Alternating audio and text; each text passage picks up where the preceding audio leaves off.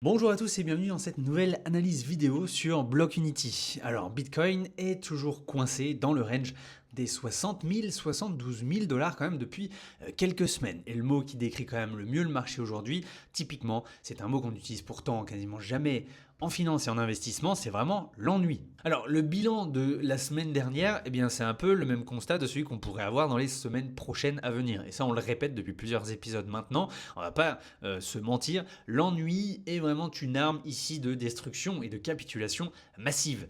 Puisque encore une fois, la semaine passée ne restera pas dans les annales pour son action de prix, et c'est exactement le point. Comme on le voit sur ce graphique, le Fear and Greed Index n'est plus du tout dans une phase de peur extrême. On est toujours dans de la peur, mais on n'est plus dans de la terreur. Les pertes non réalisées sur le marché depuis 2 mois sont à un niveau qu'on avait typique du bear market de 2022, mais assez significativement quand même en dessous des pics de capitulation extrême que nous avions vus sur FTX. Alors, ce qui a vraiment changé depuis l'épisode de la semaine dernière, vous vous rappelez, je posais mes repères pour avril avec une consolidation dans le range actuel des 60-72 000 dollars avec un risque de mèche justement sous les 60K. On est toujours dans ce scénario, mais quand même plusieurs données ont évolué et méritent quand même qu'on s'arrête dessus. Ce qui déjà a tenu, c'est vraiment les flux des ETF sont toujours approximativement les mêmes, c'est-à-dire modestement positifs après quelques semaines mitigées, mais il n'y a pas vraiment de direction claire qui est prise non plus. On est toujours, comme vous le voyez sur le distribution multiplier, sur cette tendance claire où les détenteurs long terme sont beaucoup plus à la conservation-accumulation, ici en violet, tandis que évidemment les détenteurs court terme continuent de vouloir sortir du marché tant bien que mal. Il y a quand même quelques nuances qu'on verra un tout petit peu plus tard sur le fait que la cohorte, si vous voulez, la catégorie des détenteurs long terme qui quand même est assez large puisqu'elle est composée des investisseurs qui détiennent du Bitcoin depuis entre 6 mois et bien sûr 5-10 ans. Donc évidemment, il y a des petites nuances à voir dedans qu'on verra un peu plus tard, mais c'est extrêmement intéressant de voir qu'on est toujours dans ce scénario-là de distribution-accumulation. Et enfin, le dernier point qui n'a pas changé là-dessus, c'est la concentration en fait de tout l'argent investi dans ce range-là. Le mécanisme en fait ne s'est pas arrêté. Chaque jour, les coins changent de main et donc ça ne change pas vraiment. On a toujours de plus en plus d'argent qui accumulé dans ce range-là. Encore une fois, on est toujours sur les 21-22% de tout l'argent sur BTC qui sont sur ces niveaux.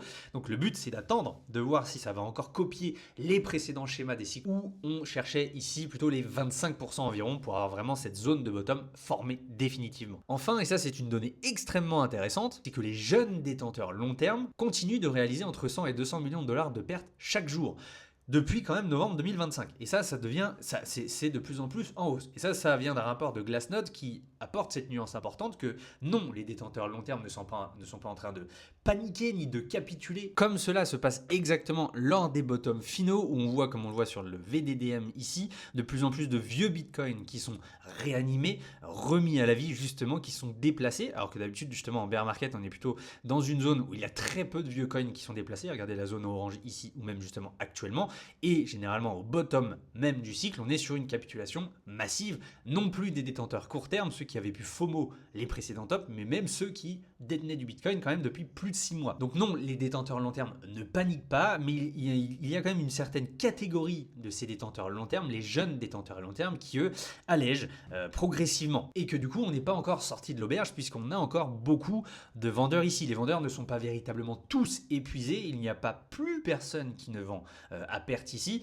En 2018 et 2022, Glassnode le relevait, c'est plutôt intéressant. Les phases finales de formation de bottom étaient justement les périodes où il n'y avait plus que, entre guillemets, 20 à 25 millions de dollars de pertes encaissées par jour, même par les détenteurs long terme.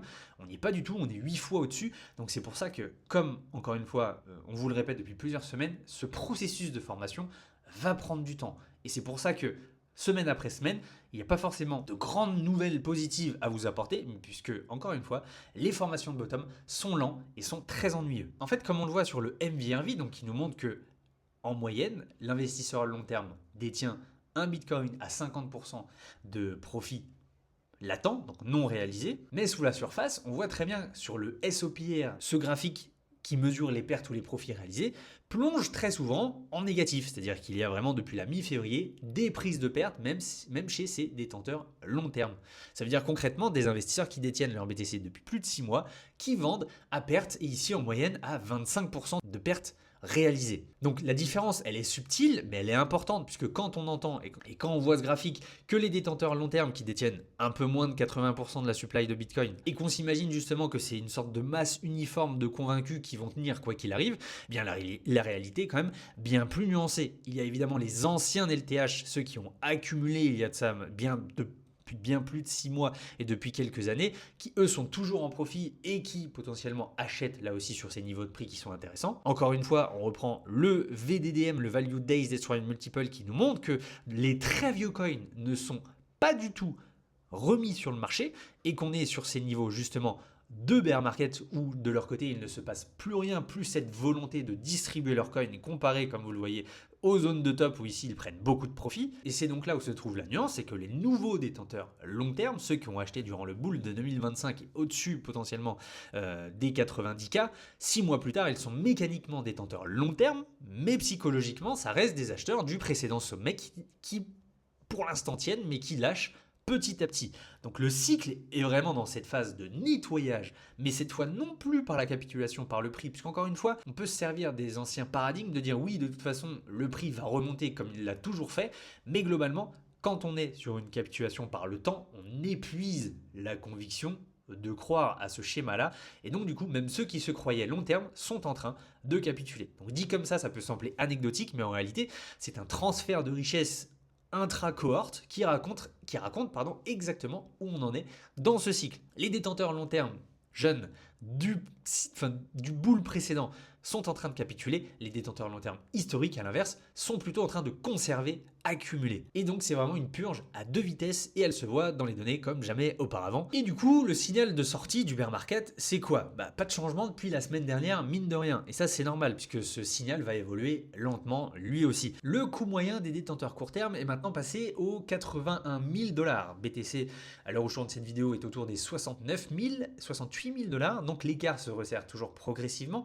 parce qu'évidemment le coût moyen d'achat des détenteurs court terme continue de descendre à mesure que les acheteurs du top capitulent et que les nouveaux acheteurs entrent à des niveaux beaucoup plus bas, mais on est quand même encore très loin d'une convergence entre les deux. Chose qui, comme vous le voyez sur ce tweet que nous avions partagé sur X, on va attendre quand même, puisque c'est exactement le même schéma que 2015, 2018 et 2022. Le prix rattrape le coût moyen d'achat de ces investisseurs court terme, le repasse avec conviction, avec du volume et on se maintient au-dessus. À partir de ce moment-là, le marché aura clairement changé de régime, mais pour l'instant, on est en bear market et ça, clairement, les données, elles peuvent pas le trafiquer. Donc concrètement, qu'est-ce que je vais surveiller encore cette semaine ? Je vous parlais la semaine dernière de cette convergence de prix avec le coût moyen d'achat des détenteurs court terme comme signal de sortie principal. Ça reste mon repère un peu dans ce brouillard de données, mais clairement, cette semaine, les données mettent quand même en lumière deux métriques complémentaires qui trancheront un peu la question de ce bottom. On a toujours ces pertes des détenteurs long terme que l'on va surveiller.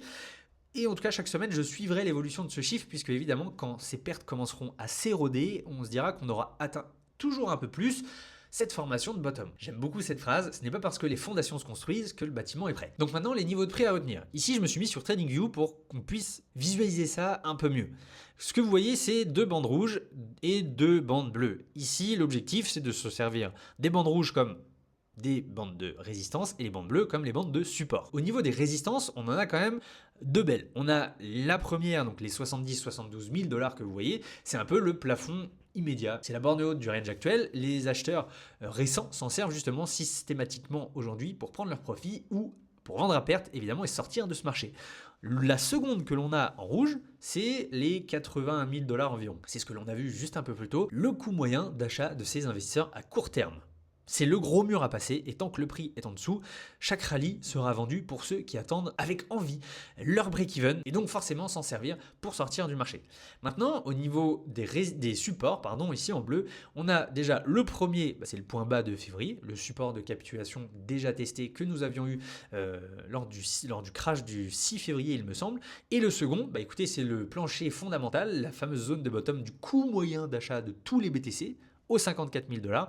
C'est la zone de convergence des modèles de tous les modèles que j'ai pu trouver avec des probabilités de seulement 6% des jours de trading historique sous ce niveau. Donc évidemment, les probabilités d'aller plus bas existent. Mais en attendant, comme vous voyez, pour l'instant, on est vraiment dans un range et il va falloir soit briquer à la hausse, soit à la baisse pour qu'il y ait enfin une décision qui se fasse sur le marché. Donc en conclusion de cette analyse, avril commence exactement là où mars s'est terminé dans un entre deux.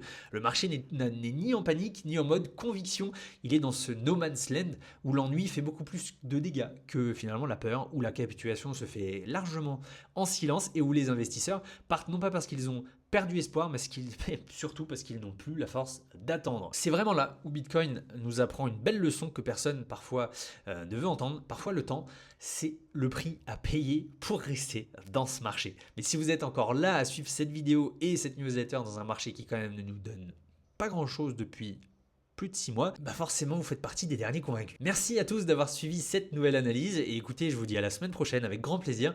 Prenez soin de vous.